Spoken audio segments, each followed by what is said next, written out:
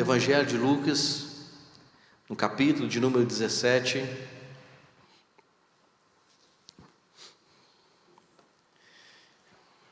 Eu estava meditando nessa palavra ainda hoje e pensando um pouco sobre a nossa vida, a nossa fé, que às vezes é uma fé assim um pouco superficial em relação ao nosso próprio Deus. E temos visto, às vezes, muitos pregadores que se utilizam desse texto, quando já estaremos lendo, que vai falar justamente sobre que o Senhor Jesus Cristo fala que devemos ter, se a gente tivesse uma fé do tamanho do grão de mostarda, poderíamos dizer para o mal, sai daqui e vá para lá. E às vezes utilizam desse texto, desse versículo específico, para mostrar que uma pequena fé seria suficiente para ordenar o monte, dar o seu deslocamento. Mas quando a gente lê de forma um pouco assim, mais tranquila, mais calma, nós vamos ver que essa fé aqui, ela está atrelada a uma questão de perdão. E isso me fez repensar, pensar e avaliar em relação à nossa vida de perdão, em relação às pessoas. Aí vai estar escrito o seguinte, no verso de número 3 em diante, que o Senhor Jesus Cristo, tendo a conversa com os seus discípulos, ele vai dizer no Evangelho de Lucas, capítulo 17, tenham cuidado, se o seu irmão pecar, repreenda-o, se ele se arrepender, perdoa-lhe. Se pecar contra você 7 vezes num dia, e 7 vezes vier para lhe dizer, estou arrependido, perdoa-lhe. Então, presta atenção, nesse exato momento, quando o Senhor Jesus Cristo ensina sobre perdão, é onde que os discípulos exclamam e dizem a seguinte coisa ao Senhor Jesus Cristo, verso 5, então os apóstolos disseram ao Senhor, aumente-nos a fé. Ao que o Senhor respondeu, se vocês tivessem fé como um grão de mostarda, diriam a esta amoreira, arranque-se e transplante-se no mar, e ela obedeceria. Qual de vocês, sendo o servo ocupado na lavoura ou guardar o gado, lhe dirá quando ele voltar ao campo, venham agora mesmo e sente-se à mesa? Não é verdade que, ao contrário, lhe dirá, prepara-me o meu jantar, apronte-se e sirva-me, enquanto eu como e bebo. Depois você pode comer e beber? Será que ele terá de agradecer ao servo por ter feito o que lhe havia ordenado? Assim também vocês, depois de terem feito tudo o que lhes foi ordenado, digam, somos servos inúteis, porque fizemos apenas o que devíamos fazer. Pai, rogamos que o Senhor continue nos usando para o louvor da Tua glória, e a Tua palavra, Senhor, seja ministrada nos nossos corações. Essa é a nossa oração, no nome santo de Jesus, amém e amém. Amados, interessantes, e antes de nós falarmos sobre esse texto, o Evangelho de Lucas, ele vem numa sequência muito interessante em relação à vida, a nossa vida em relação ao nosso Deus, e também concernente à salvação. No capítulo 13, o Senhor Jesus Cristo vai falar sobre arrependimento, vai falar sobre o que é ter uma vida estéril, ele vai mencionar sobre que a porta dos céus é estreita, ele vai relacionar também, vai dizer também no capítulo 14, que como devemos seguir a Cristo. Observe bem, Jesus Cristo sempre apontando para algo eterno, para uma salvação eterna, para uma vida não terrena, mas uma vida que agrada aos céus. Então no capítulo 14 ele vai falar justamente isso, como nós devemos seguir a Cristo. Ele vai falar também sobre o sal insípido, usando o sal, que devemos ser o sal, que quando a gente perde o gosto, a gente não serve mais para nada, a não ser para ser pisado pelos homens. Ele vai falar no capítulo 15, em relação à ovelha perdida, a importância de buscarmos essa ovelha perdida. E por que a ovelha se perdeu? Também nós vamos perceber que Lucas vai mencionar nessa trajetória de falas e experiências que Jesus Cristo está trazendo em relação aos seus discípulos, a sua própria vida pecaminosa e como ela deve ser conduzida a Deus. Também vai falar sobre a dracma perdida, vai falar sobre o filho pródigo. E no capítulo de número 16 nós vamos observar que ele vai falar sobre o rico e o mendigo também, que não há como, meus irmãos, quem está no inferno passar para o paraíso, nem quem está no paraíso se transportar para o inferno. Há um abismo entre eles. E a gente percebe que Jesus Cristo sempre mencionando sobre questões eternas, até o ponto que ele inicia o capítulo 17 falando sobre tropeços, e fala que ai daquele que faz uma criança tropeçar, é melhor que tivesse amarrado uma corda no pescoço e lançar-se ao mar. Ou seja, o perigo que se faz quando a gente é mau exemplo e levamos crianças até mesmo à perdição, ao ponto que ele chega, parece que o Senhor Jesus Cristo muda um pouco o discurso, mas Jesus Cristo não está mudando o discurso, ele está levando os discípulos a entenderem como devemos viver uma vida com Cristo, de que maneira nós devemos levar uma vida que agrade a Ele, que esteja em conformidade com os seus mandamentos, porque Jesus Cristo é o próprio exemplo do Evangelho. Ele é o exemplo de uma vida, de uma convivência, de uma comunhão, e de como devemos agradar a Deus, e de que maneira realmente devemos nos portar diante da sociedade, em relação ao nosso testemunho com elas. Aí, ele chega um momento, e parece que ele dá uma pausa aqui, mas não, e chama a atenção dos seus discípulos em relação à vida pecadora de um irmão. A verdade, meus irmãos, que nesses últimos dias, a vida de alguém em relação ao seu pecado tem sido o motivo de muitas falácias. Quando alguém peca, quando alguém transgride, quando alguém tem a sua vida de mau testemunho, isso vira notícia, ao ponto de que não existe mais aquele carinho, aquele desejo de vermos bem esse irmão, ou de vermos essa pessoa que está pecando se arrepender do seu mal. Vivemos, na verdade, um tipo de sentimento de vingança, principalmente em relação ao nosso Brasil, de que nós não oramos mais pela conversão das pessoas, nós temos até orado para que Deus faça juízo, e que Ele vingue em relação a tudo que pensamos. Senhor, se não está direito isso nessa pessoa, arranque essa pessoa, mas dificilmente nós temos orado para que Deus faça, transforme e mude o coração dessas pessoas. Nós não temos orado mais para que Deus mude o coração dos políticos, nós não temos mais orado para que pessoas, artistas, que vivem num mundo totalmente, meus irmãos, profunda nas trevas, para que elas encontrem Jesus Cristo. A verdade é que nós não temos mais pedido ao Senhor que transforme essas pessoas, porque o pecado delas, que muitas vezes nós achamos pecados horrendos, como o pecado é horrendo, nós achamos que o pecado que são cometidos por muitas pessoas que transgridem as leis do Senhor, os mandamentos do Senhor, a nossa oração é que essa pessoa morra e vá para o inferno, sendo que nós não temos orado mais para que o Espírito Santo, que tem o poder de convencer as pessoas, mude o caráter, a vida dessas pessoas.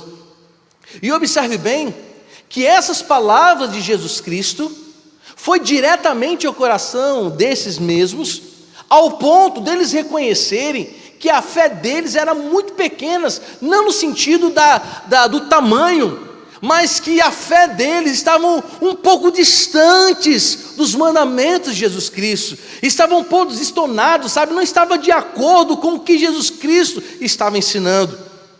Olha só o que Jesus fala, verso 3, meus irmãos, vocês precisam ter cuidado, que quando o seu irmão pecar, devemos repreendê-lo, e se ele se arrepender, perdoar. Percebam, meus irmãos, que a fala de Jesus Cristo é que nós não nos utilizemos do pecado de outra pessoa, para sermos soberbos, orgulhosos, ou até mesmo utilizarmos de uma santidade para pisar nessas pessoas. Não, o Senhor Jesus Cristo está dizendo, se essa pessoa se arrepender, ela vier pecar, mas houver o arrependimento genuíno, devemos perdoar. Mas esse, volta a dizer, não tem sido ultimamente o sentimento da igreja. A igreja, ela precisa ter o papel de perdoar sim as pessoas.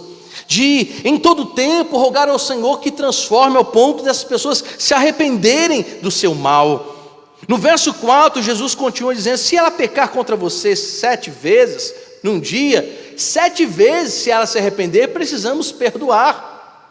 Observe, meus irmãos, por causa de pequenas coisas, também nos utilizamos dessas pequenas coisas para pisar na pessoa.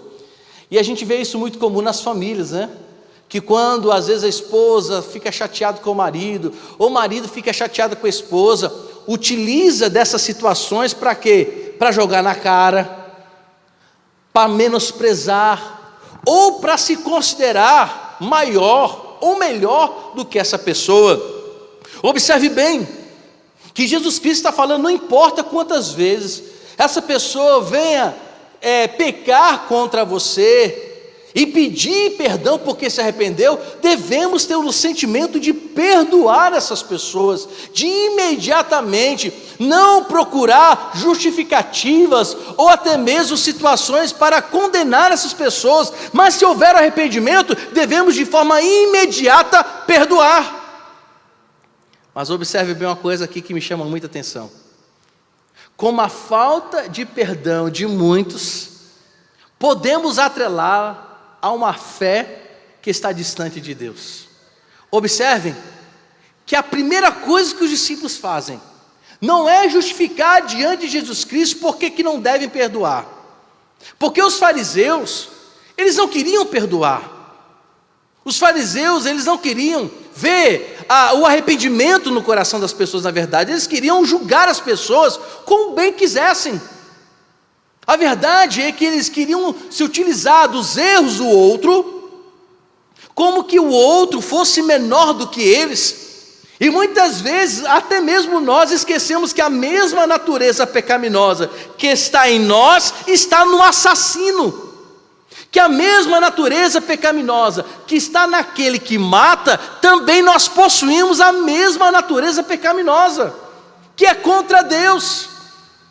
E às vezes, evidentemente, que como sociedade, fazemos, meus irmãos, aqui níveis, né, do que é maior, do que é menor. Mas a verdade é que se o nosso pecado, que às vezes é o pecado da mentira, se nós não nos arrependemos do nosso pecado, vamos para o inferno da mesma maneira que o assassino vai, se não se arrepender.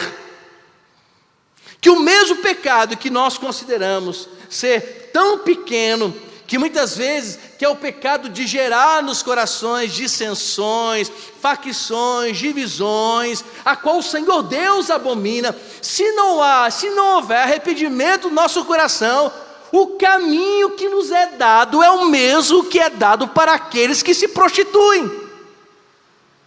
Se não houver arrependimento, não há caminho para o céu, meu irmão. E observe que os discípulos não justificam: Senhor, mas nós somos melhores. Eles falam: Senhor, eu preciso que minha fé aumente. E eles percebem que só algo sobrenatural de Deus sobre a vida dessa pessoa, não está aqui o Senhor Jesus Cristo não está dizendo que é o tamanho da fé, mas a qualidade, no bom sentido, que nós colocamos em relação ao perdão, ou seja, de forma genuína, sincera, profunda, é que nos leva verdadeiramente a também entender que a fé que recebemos de Deus é uma fé que não apenas crê no sobrenatural, nas coisas divinas, mas também que nos leva de forma imediata a perdoar aquele quem nos ofendeu. E isso me faz refletir como pouca fé nós temos tido. Interessante que os discípulos não pediram para que a sua fé fosse aumentada quando viram Jesus Cristo andando por sobre as águas. Os discípulos não pedem que a sua fé seja aumentada quando viu Jesus Cristo multiplicando pães e peixes. Os discípulos não pedem para que a sua fé seja aumentada quando vê Lázaro sendo ressuscitado, mas pede para que a sua fé seja aumentada na questão do perdão. Porque nós às vezes consideramos o perdão algo muito irrisório. Achamos que a ressurreição, como é algo maravilhoso, que é algo somente que Deus pode fazer, é maravilhoso, andar por sobre as águas é maravilhoso, é uma coisa extraordinária. Mas também é extraordinário, é maravilhoso quando nós entendemos o caminho do perdão. E até para isso, precisamos que o Senhor aumente a nossa fé, assim como os discípulos pediram ao Senhor. Volto a dizer, meus irmãos, será que não teria como nós refletirmos mais profundamente, dizendo, será que eu tenho fé suficiente até mesmo para perdoar o irmão?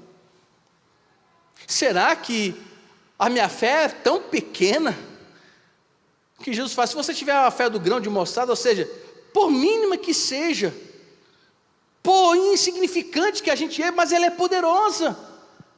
Então, meus irmãos, se alguém aqui, ou você que está em casa, ou talvez você que vai ouvir essa mensagem um pouco depois, está com sérios problemas de convivência com o seu irmão, então peça ao Senhor Deus para aumentar a sua fé. Para quê? Para perdoar.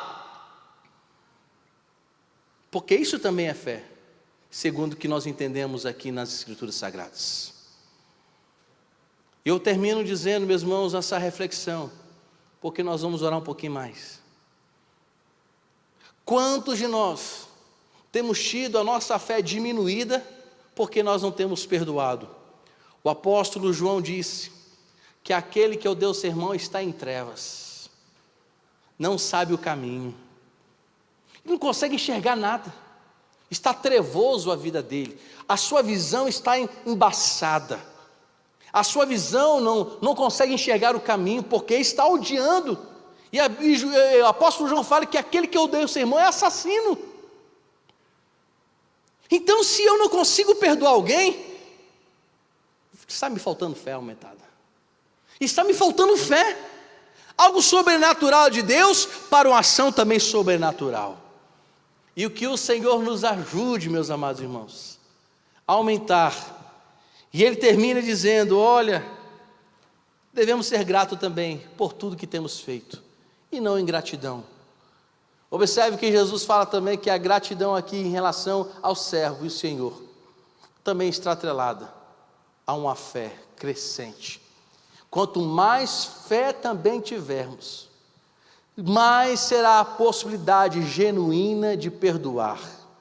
E um perdão verdadeiro, um perdão divino, um perdão celestial, um perdão de quem usa a fé do próprio Deus, que é Deus quem dá, para perdoar a outros. Porque, meus irmãos, sinceramente, perdoar alguém estando na carne, isso nunca vai acontecer. Mas precisamos da fé também, até para dizer para o seu irmão, perdoa, e também para pedir perdão. Que o Senhor dos Exércitos nos ajude, e que o Deus de Jacó nos dê vida, sustentação e firmeza para o louvor da sua glória. Pastor, podemos orar mais? Chega para cá, pastorzão.